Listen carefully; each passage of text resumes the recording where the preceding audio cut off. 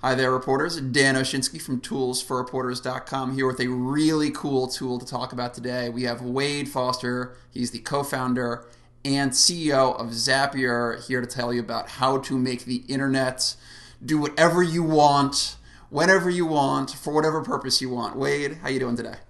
Doing pretty good, Dan. Thanks for having me. Thanks for coming on. Can you tell us a little bit about Zapier? Our reporters have seen If This Then That tool to kind of mash up the internet. Zapier is really an evolution of that, a higher power of that. What is the power of Zapier? Yeah, so I mean, it follows the similar metaphor that IFT has, but really the key piece is that it allows more complex filtering so that you can really hone in on kind of the signal and the noise, so to speak. So for reporters, it really comes down to helping you consume information the way that you want it, and also helping you distribute that information in a way that you want it, so that one, you can work more efficiently, and two, you can grow your audience faster. Now, you guys use something called, you work with APIs, and APIs allow data to interact with other data. So basically, anything on the web that has an API, whether or not it's any of the tools that Gmail has, or Basecamp, or HipChat, any of those you can work together with, right? Yeah, correct. We support today, I think, over 120 different web services, and they're all the best in breed services out there. So you're talking Twitter and Facebook, all the Google apps, some consumer stuff, but all the way up to enterprise level things like Salesforce or MailChimp, and things that are being used by people doing business all over the world. Awesome.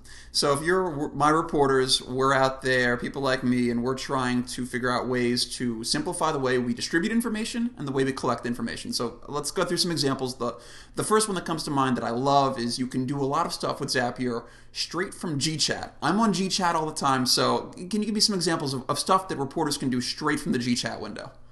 Yeah, so one of the ways I use GChat all day long too, and I use it to consume a lot of information.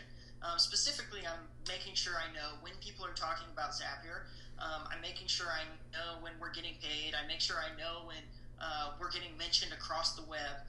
So things that I like to do are set up Google Alerts for Zapier, and then turn that into an RSS feed so that funnels information into Google Talk. And I know instantly the moment somebody posts an article about us that I can go comment on their site and let them know. So for a reporter, like if you're doing research on a topic, that's immensely valuable, because now you can set up a one-time Google alert, turn it into an RSS feed, and then it's just getting pumped into GChat all day long. So you have this great stream of information, so you know what you're talking about. And to top it off, Zapier has some native filtering built in, so that if there's ways that you can condense that information even further. So sometimes I don't really care if people are saying, if it's just a positive thing about Zapier, it's not a big deal to me. But if they're asking questions, if it's a support issue, like if there's negative words associated with it, I really want to know about that, because I want to make sure to go help them out. So you can use those filterings in the same way as a reporter to hone in on the topics that you want to be alerted about. And let's talk a little about Twitter, because so many of us are on Twitter, and those same filtering, that same filtering technology applies to searching for stuff on Twitter. If you're looking for stuff and you want it to be fed back to you, whether or not it's information for your beat or whether or not it's information maybe about your own personal brand.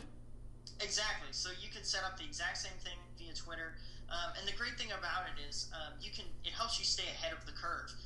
So you're getting those alerts in near real time via Google Chat. So before things are like blowing up and being trends and getting huge on Twitter, you'll be the first to know about it. And as a reporter, that's an invaluable thing to have. Now, if you're looking to set up a Zap, as you guys call it, what do we have to do? You can just go to Zapier.com.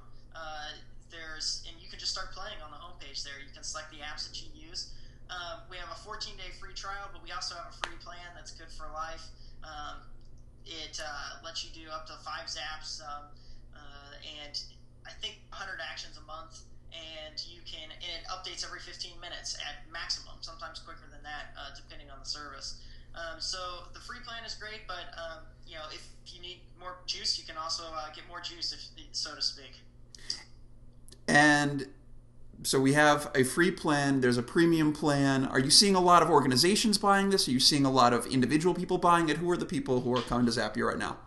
Yeah, so we see see a lot of people using Zapier right now from both sides of life. There'll be individuals who are, it could be just a single reporter or a single marketer or a sales guy.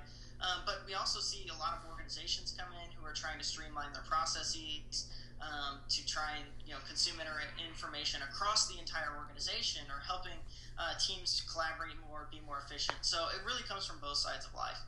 Cool. Wade, as a fellow Columbia, Missouri native to from one to the other and a Mizzou grad, congrats on your recent funding round, and thanks so much for making time today for Tools for Reporters.